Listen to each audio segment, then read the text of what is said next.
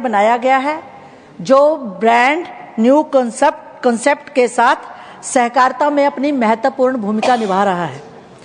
Cooperative sector का एक separate administrative, legal and policy making framework बनाया गया है, जिसके माध्यम से आज कोऑपरेटिव सेक्टर को सुदृढ़ता देने के लिए, उसके विस्तारीकरण के लिए महत्वपूर्ण कदम इस मंत्रालय द्वारा उठाए जा रहे हैं। माननीय मोदी जी के नेतृत्व में और श्री अमित शाह जी के कुशल क्रियान्वयन क्षमता से भारत के सहकारिता सेक्टर में एक नया रेवोल्यूशन आया है। बजट में सहकारिता क्षेत्र को टैक्स संबंधित रियायतें देने से मैन्युफैक्चरिंग करने वाली नई सहकारी समितियों को फायदा मिला है। उपसभापति महोदया, सरकारी क्षेत्र में नए नियम बनाने से और इन्हें आर्थिक सुदृढ़ता देने से अब पैक्स, डेयरी, मत्स्य पालन, अन्न भंडारण, जन औषधि केंद्र जैसे 30 से अधिक विविध क्षेत्रों में व्यावसायिक गतिविधियां संचालित करने वाली सहकारी समितियां लाभान्वित हुई हैं। सभापति महोदया, मोदी सरकार ने देश में 10,000 FPOs बनाने का लक्ष्य रखा था। एक अलग सहकारी मंत्रालय होने का नतीजा ये है कि आज देश में 8,000 PFO का गठन हो चुका है और इनमें से कई PFO की सक्सेस स्टोरी की चर्चा आज अंतर्राष्ट्रीय स्तर पर हो रही है। सहकारी क्षेत्र में महिलाओं की भागीदारी आज 60% से अधिक हो गई है।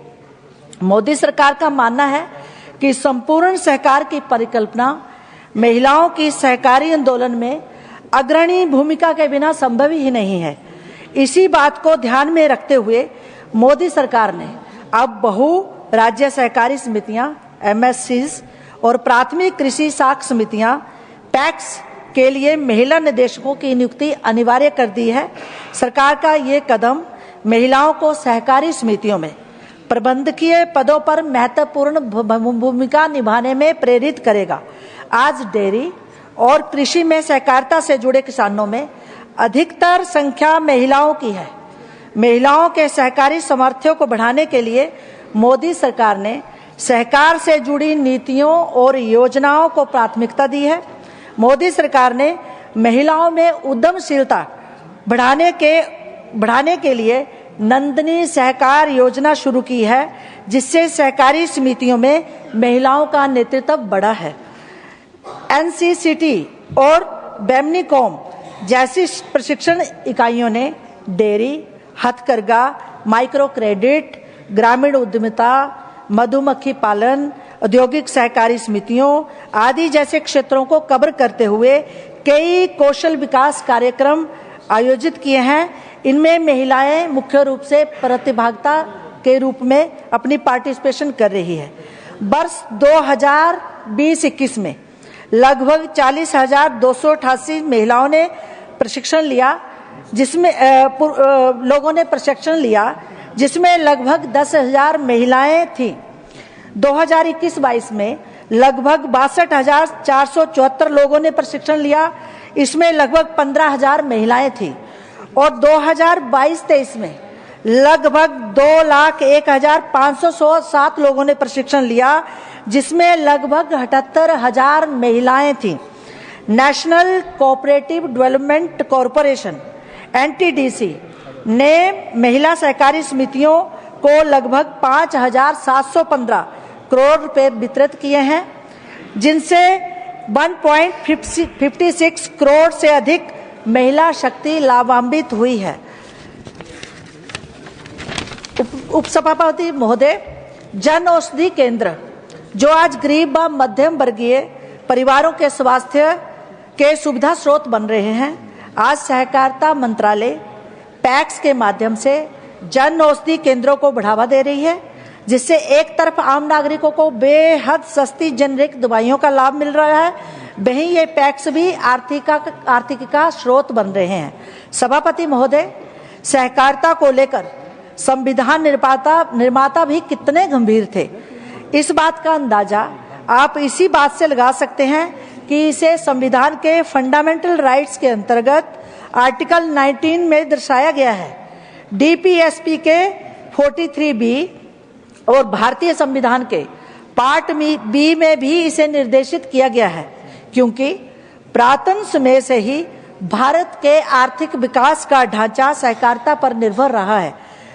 इतिहास गवाह है कि जब भी देश पर कोई आर्थिक संकट आया तो इन सहकारी समितियों ने आगे बढ़कर देश को इस संकट से उबारने में बेहद महत्वपूर्ण भूमिका निभाई है।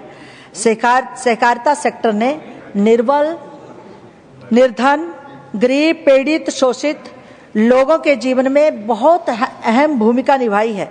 जो लोग सिस्टम को नहीं समझते, उनके लिए एक दूसरे की मदद करके, एक दूसरे का हाथ पकड़ के आगे बढ़ने का नाम ही सहकारिता है।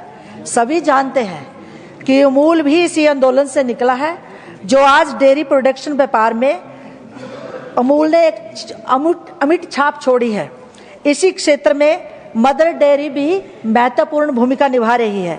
खादी को आज भारतीय सहकारी समितियों ने भारत में ही नहीं, विश्व में भी उच्चतम शिखर पर पहुंचा दिया है। आज देश में 8 लाख से अधिक सहकारी समितियां हैं, जो कृषि, मत्स्य, डेयरी सहित न जाने कितने क्षेत्रों में काम कर रही हैं। और अगर संख्या के हिसाब से देखें तो आज हम विश्व के सबसे बड़े सहकारी समूहों में शामिल हैं। हर दूसरे घर का कोई ना कोई सदस्य किसी न किसी रूप से सहकारिता से जुड़ा है। अध्यक्षा महोदया, सहकारिता सिर्फ मुनाफा कमाने का साधन नहीं है, बल्कि मानवता के विकास का भी रास्ता है। भारतीय संस्कृति के साथ साथ पारिवारिक व सामाजिक जीवन के विकास का भी मूल मंत्र है। यही कारण है कि आज भारत की सहकारिता क्षेत्र में 60% भागीदारी है। इसका अंदाजा आप इस बात से लगा सकते हैं कि कृषि वितरण में 29%, कृषि क्रेडिट में 30%, उर्वरक वितरण में 35%, उर्वरक उत्पादन में 25%, चीनी उत्पादन में 35%, दुग्ध उत्पादन में 15%, गेहूं उत्पादन में 13%, दलहन में 20%, मत्स्य उत्पादन में 21% योगदान सहकारी क्षेत्र से आता है। सभापति महोदया, 2019-20 के एक आंकड़े के अनुसार डेयरी सहकारिता ने भारत में लगभग 4.80 करोड़ लीटर दूध। जी धन्यवाद। माननीय सदस्य श्री GC चंद्रशेखर, मैडम आपके पास 10 मिनट है। Madam 40 minute